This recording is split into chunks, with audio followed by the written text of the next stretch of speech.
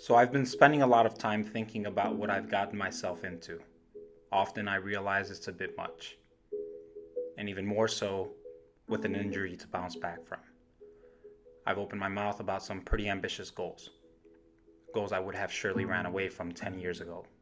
Goals that don't happen without a lot of hard work and only a little sleep on most days.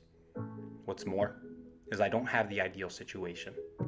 But then again, who really does? For this story, I'm the writer. However, unlike the writers of most stories, I have more to do than just write. This isn't just a book in which you can follow the words from page to page, from left to right, from line to line, as the remaining pages become fewer than the ones that have passed them. It's not a book in which you can pretend the words are everything, as though they could explain the meaning of life. This is a book with visual effects. This is a book your eyes can read regardless of the language I use. This is a book written in the language of the heart. It's a book for the visually impaired, one they can hear and feel with their heart.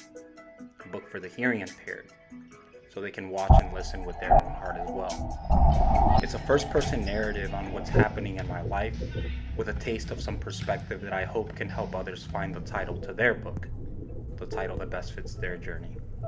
I'm not here to just type words into this new MacBook Pro with Retina display, a display completely irrelevant to the story I write. I'm here to act on the words I write with the visual evidence that can show just how expensive perseverance really is. This won't be a book turned movie nor a movie turned book. This is both released at the same time. I'm not just a writer, I'm the screenwriter and director at the same time, the teacher and the student. I'm the director of the movie, the one who doesn't have the money to pay someone to do his edits or hire an actor to play his role. For my edits, I pay time. Time I don't always have. So I borrow it from sleep when I can't afford it from the hours I have awake. I'm the actor who plays his own role, a difficult task when the world looks at you like you're crazy. Not because they judge, but because you are. I'm the actor who's learning to do his own stunts. Stunts that aren't too easy when it feels like your back is broken. I'm the injured stuntman who sets up his own angles. Angles that would be filmed better with a camera guy. I'm the camera guy when my friends can't be. I sprinkle the audio with a hint of my words and set up the lighting with whatever the day provides. I do the makeup and the mess ups. I'm not only in charge of the wardrobe, but I wash it too.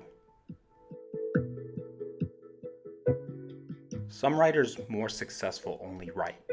They let their team do the rest. But this book is for people who have just begun.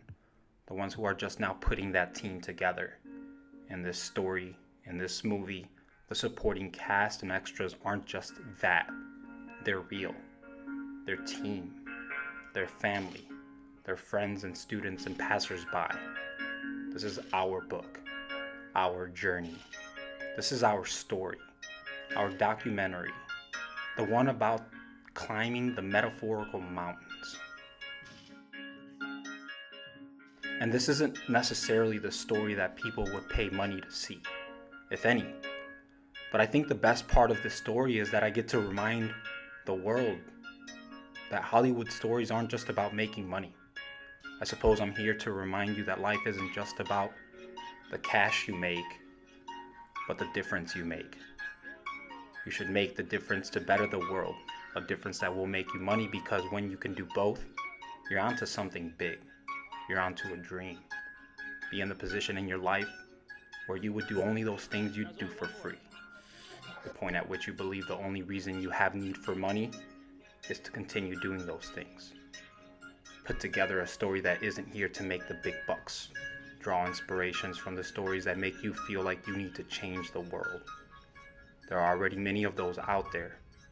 I'm just hoping this story will be one of those too. To some extent, I guess it feels strange to take on this tone when I write or speak. But if I've learned one thing in life, it's that stories were meant to be told. And some stories that were never told could have made the world just a little bit better if they were. I truly want my students to know that they can have their dream. not by some sense of arrogance, but with pride and hard work.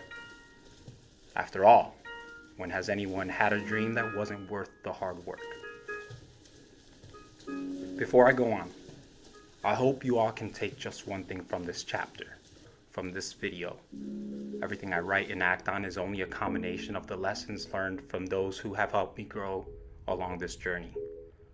So when I say this is our story, it's the story of everyone around me. I learn from the people who have something to offer me. I take a page from their book and I put it in mine. I hope they don't mind, but this is my best attempt at annotation.